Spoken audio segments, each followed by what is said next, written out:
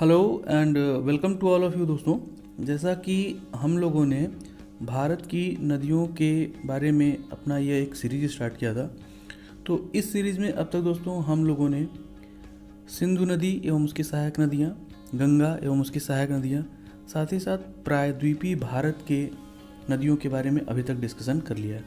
तो दोस्तों आज के इस वीडियो में हम डिस्कशन करेंगे हमारी उत्तर भारत की एक बहुत ही महत्वपूर्ण नदी ब्रह्मपुत्र नदी के बारे में। तो चलिए स्टार्ट करते हैं दोस्तों।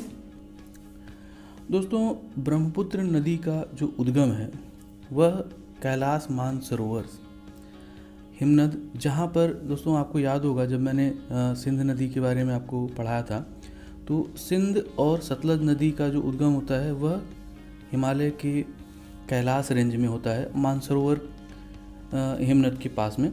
उसी के पास में ही दोस्तों एक और भी हिमनद है, उसका नाम है चेमायुंगडुंग। तो दोस्तों चेमायुंगडुंग ग्लेशियर से ब्रह्मपुत्र नदी का उद्गम होता है तिब्बत में। और दोस्तों तिब्बत में जब इस नदी का उद्गम होता है तो अपने उद्गम के समय यह नदी सांगपो के नाम से जानी जाती है। दोस्तों सांगपो यह एक तिब्बती वर्ड है, तिब्बत का एक शब्द है जिसका मतलब होता है, जिसका मीनिंग होता है शुद्धिकरण या शुद्ध करने वाली। मतलब कि जो ब्रह्मपुत्र नदी है वह उस क्षेत्र में या तिब्बत में एक शुद्धिकर्ता के नाम से या सांगपो के नाम से जानी जाती है। दोस्तों जब यह नदी स्टार्ट होती है चेमायुंगडुंग ग्लेशियर से, इसके बाद दोस्तों यह नदी पश्चिम से पूर्व की ओर बहना शुरू कर देती है। जबकि आप ध्यान देंगे कि सतलज और सिंध नदियाँ जो हैं वह पूर्व से पश्चिम की ओर बहती हैं और फिर वो भारत होते हुए या पाक ऑक्युपाइड कश्मीर होते हुए यह नदी पाकिस्तान में फिर बहने लगती है। तो ध्यान दीजिएगा दोस्तों, यह बहुत बार क्वेश्चन पूछा भी गया है कि इस क्षेत्र से जो ये मानसरोवर कैलाश मानसरोवर का क्षेत्र है वहाँ से 3 नदियों का उद्गम होता है, सतलज, सिंध और ब्रह्मपुत्र नदी का भी। तो दोस्तों ब्रह्मपुत्र नदी अपने उद्गम स्थान से उद्गम होती है, निकलती है और लगभग 1100 किलोमीटर की दूरी तय करती है। यह हिमालय की उत्तरी तलहटी के बिल्कुल पैरेलली होते हुए यह नदी लगभग 1100 किलोमीटर की दूरी तय करती है। और इस दूरी को तय करने के बाद दोस्तों भारतीय क्षेत्र में यह नदी प्रवेश करती है अरुणाचल प्रदेश में। और अरुणाचल प्रदेश में जैसे ही यह नदी प्रवेश करती है वहाँ पर यह नदी जो है कि लोहित और दिहांग नामक 2 सहायक नदियों के साथ इसका मिलन होता है। और जैसे ही इसमें लोहित और दिहांग नदियाँ मिलती हैं, इसके बाद लोहित दिहांग नदियों और सांगपो नदी की जो एक संयुक्त धारा है, तब इसका नाम ब्रह्मपुत्र पड़ जाता है। उससे पहले ये सांगपो कहलाती है। लोहित और दिहांग नामक 2 जो इसकी ट्रिब्यूटरी कहें या सहायक नदियाँ कहें दोस्तों, तो यह सहायक नदियाँ इसमें मिलती हैं, तब इसका नाम ब्रह्मपुत्र पड़ जाता है। दोस्तों इस क्षेत्र में यह जो है कि गहरी खाइयाँ बनाती हैं, जिन्हें जॉर्जेस या कैनेडियन भी कहा जाता है। तो दोस्तों आगे बढ़ते हैं दोस्तों। इसके बाद यह नदी अरुणाचल प्रदेश से होते हुए असम की घाटियों में पहुंचती है। और असम की घाटियों में दोस्तों लगभग यह 750 किलोमीटर की दूरी तय करते हुए यह इसके बाद बांग्लादेश में चली जाती है।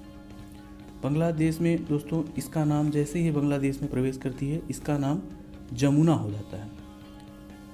देखिए दोस्तों तिब्बत में इसका नाम सांगपो है, जब भारतीय टेरिटरी में या भारतीय क्षेत्र में रहती है तो इसका नाम ब्रह्मपुत्र होता है। और जब ये बांग्लादेश में चली जाती है दोस्तों तो इसका नाम जमुना हो जाता है। दोस्तों जमुना यह जो नदी है लगभग 270 किलोमीटर की दूरी तय करती है बांग्लादेश में। तभी आपको याद होगा जब मैंने जो है कि गंगा नदी के बारे में आपको पढ़ाया था, तो गंगा नदी जो है कि उत्तराखंड से उद्गम होती है, इसके बाद उत्तर प्रदेश और बिहार होती हुई जैसे ही बंगाल में पहुंचती है, तो बंगाल में यह फरक्का बैराज नामक स्थान पर 2 प्रमुख भागों में टूट जाती है, बढ़ जाती है। एक भाग होता है दोस्तों हुगली का, और जो हमारे भारतवर्ष में बहती है उसका हुगली नाम हो जाता है। और जो बांग्लादेश में जो सिरा चला जाता है या जो शाखा बांग्लादेश में चला जाता है उसे भागीरथी कहा जाता है। और भागीरथी नदी जो है जब ब्रह्मपुत्र से मिलती है, ब्रह्मपुत्र या जो बांग्लादेश में जमुना कहा जाता है, मतलब जमुना और भागीरथी नदी जब मिलती है तब इस नदी का नाम बदल के पद्मा हो जाता है। दोस्तों इस नदी के नाम बहुत बदले हैं, आपने ध्यान दिया होगा कि पहले सांगपो है, फिर ब्रह्मपुत्र होता है, फिर जमुना होता है, फिर पद्मा होता है।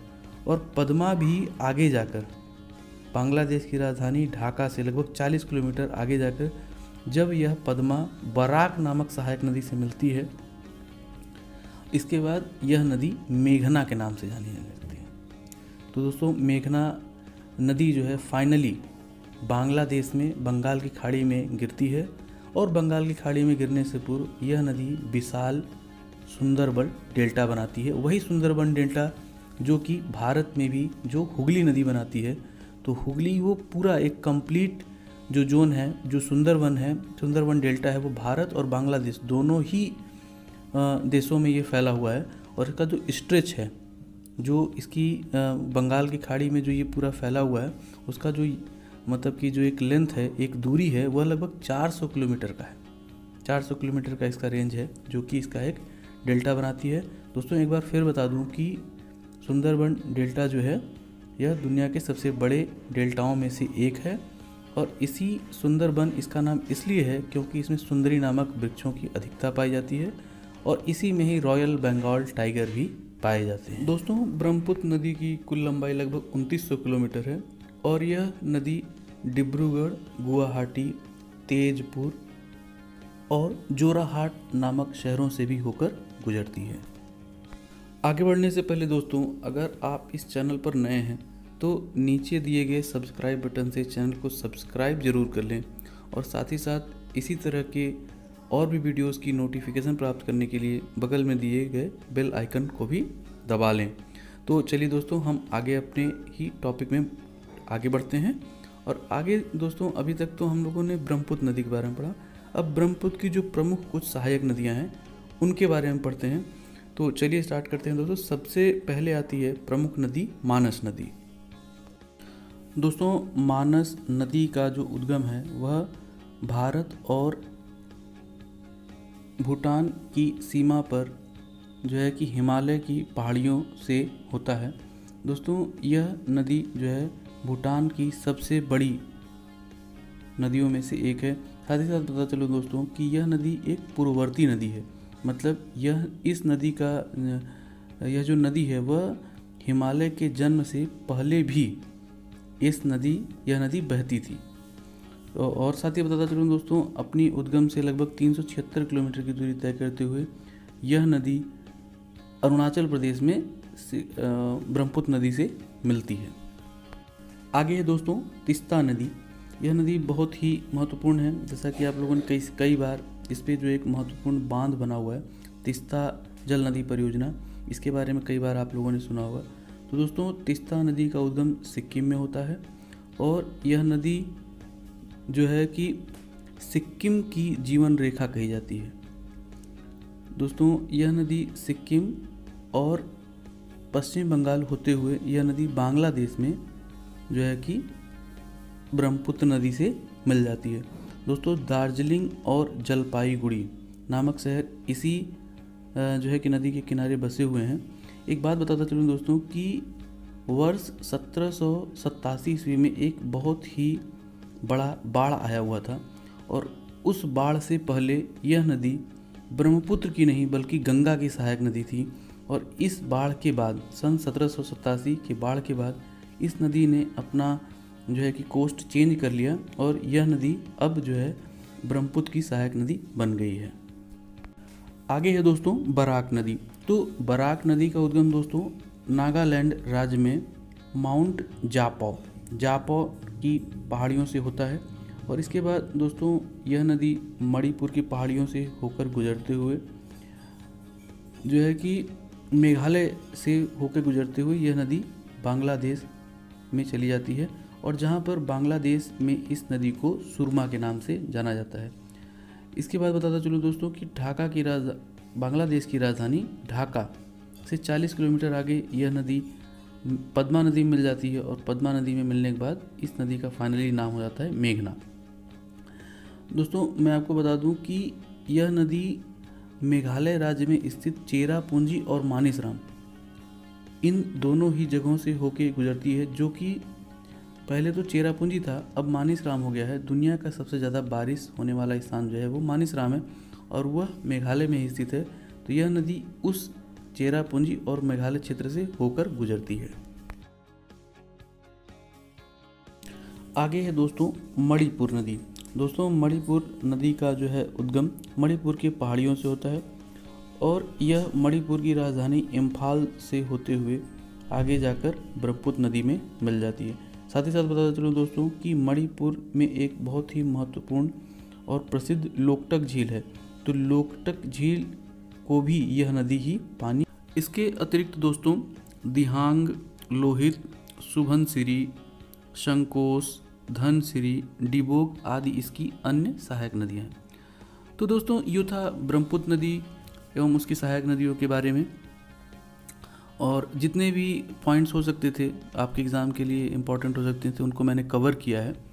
और साथ ही फिर भी अगर कोई भी एक पॉइंट छूट गया हो, कोई भी ऐसा पॉइंट, तो आप मुझे इसमें नीचे कमेंट बॉक्स में कमेंट करके बताएं। चलते चलते दोस्तों आपसे हमेशा की तरह एक क्वेश्चन पूछता हूं। आप बताएं कि विश्व में सर्वाधिक वर्षा वाले स्थान मानिसराम भारत के किस राज्य में स्थित है? आपके ऑप्शंस हैं अरुणाचल प्रदेश, मेघालय, मणिपुर या त्रिपुरा। आप इनमें से कोई एक आंसर दे सकते हैं और यह क्वेश्चन यूपी लोअर एग्ज़ाम वर्ष 2008 में पूछा गया क्वेश्चन है। साथ ही एक बार फिर बता दूं कि अगर आपने इस वीडियो को अच्छे से देखा होगा, ध्यानपूर्वक देखा होगा, तो आप इसका आंसर सही जरूर दे सकते हैं। इसी तरह के इंटरेस्टिंग क्वेश्चन आंसर्स के लिए दोस्तों आप हमारा Facebook page my self study को ज्वाइन कर सकते हैं दोस्तों। और इस जो है कि इस फेसबुक पेज का जो लिंक है वो नीचे डिस्क्रिप्शन बॉक्स में दिया हुआ है, वहाँ से आप जाकर पेज को लाइक कर सकते हैं, फॉलो कर सकते हैं और वहाँ पे क्वेश्चन आंसर सेशन में भाग ले सकते हैं। दोस्तों उम्मीद करता हूँ कि यह वीडियो आपको पसंद आया होगा और ज़रूर कुछ न कुछ जानने को मिला होगा। अगर आपको कुछ न कुछ जानने को मिला है और वीडियो आपको अच्छा लगा है तो उसको लाइक करना ना भूलें, साथ ही शेयर करना भी। इसके साथ ही साथ दोस्तों चैनल को सब्सक्राइब भी। मिलता हूँ दोस्तों आपसे अगले वीडियो में, तब तक के लिए जय हिंद।